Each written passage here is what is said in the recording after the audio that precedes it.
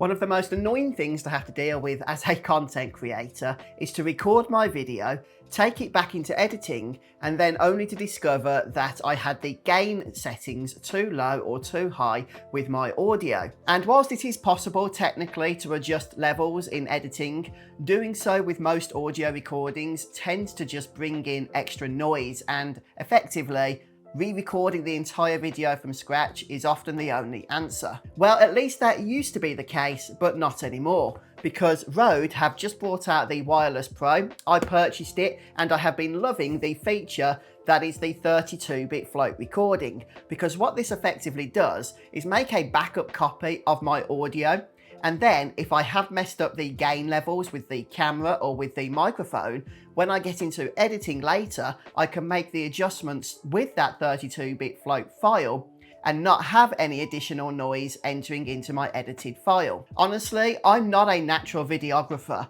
so having this one less stress to worry about is a real game changer for me. So today I'm going to be showing you how you can set this up for yourself with the Rode Wireless Pro. And the first thing to do is to make sure you have your transmitter set up as to how you would like to choose to start the recording process.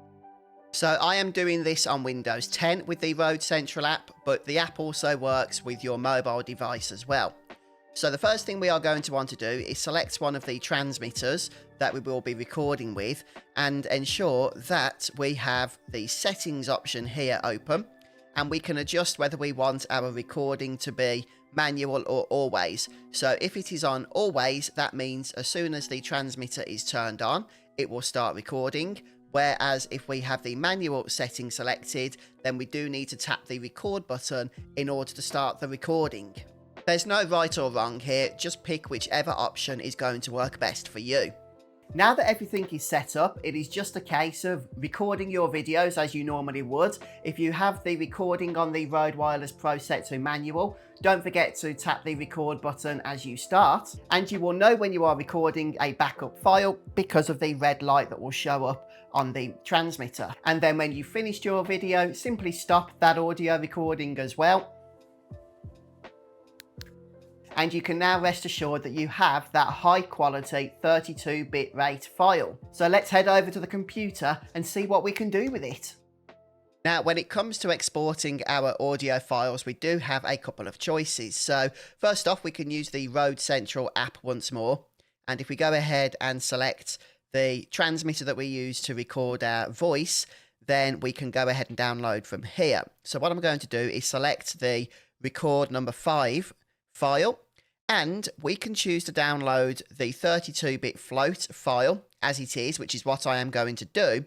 Or what we can do, this is interesting, if we select custom, we can change the bit depth to 24-bit PCM, and this is then going to allow the Rode Central app to try and automatically adjust that audio file to the correct volume from the float recording and then export it as a 24-bit file. So you can do that if you don't want to fanny about editing this yourself, but I'm going to do it the latter way. So let's go ahead and change this to 32-bit float, and then we can simply select export the 32-bit float file. Alternatively, another option here is if you open up the File Explorer, you will have the files for your transmitter here as well.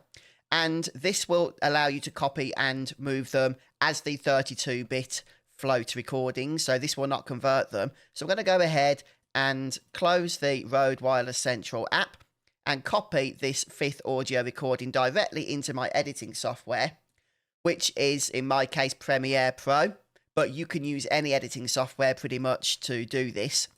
So if I just enlarge this,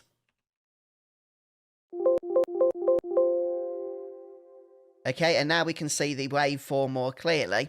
You can see that, yeah, it's a little bit low in terms of the gain output that we had used and overall volume. So what I'm going to do is to show you how this sounds. So as I recorded this audio clip, I feel that the gain was set too low and the volume is just not loud enough. So let's go ahead now and adjust it and see how it sounds thanks to the 32-bit float recording.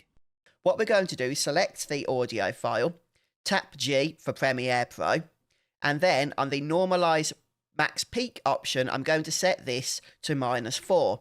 Some people will tell you to set it to -1, but in my opinion, that still introduces a little bit too much peaking. So -4 is going to be more ideal. So we'll select OK. You can see the volume has been increased there. Perhaps that was a little bit much, -4. We seem to be peaking a touch, but we'll see how that sounds. So as I recorded this audio clip, I feel that the gain was set too low and the volume is just not loud enough. So let's go ahead now and adjust it and see how it sounds thanks to the 32-bit float recording. So yeah, we get that really crisp audio quality despite the fact we have increased the gain in post, but because of the 32-bit float file, it hasn't introduced any additional noise. Okay folks, so there we have the 32-bit float recording feature with the Rode Wireless Pro. In the example I gave you, my gain levels were set too low and I had to raise them without introducing any noise, and I think that worked really well. However, the opposite is also true. If you have your gain levels set too high inadvertently when recording, then you can reduce those in order to reduce the impact of peaking from your 32-bit file. So as I said at the start, this feature is just a game changer for me as a content creator who has so many other things to worry about and to try and get right. So folks, I do hope the tutorial has helped you. Thank you so much for watching. Please do consider subscribing to my YouTube channel for more tips and tutorials with the Rode Wireless Pro. Have a great day.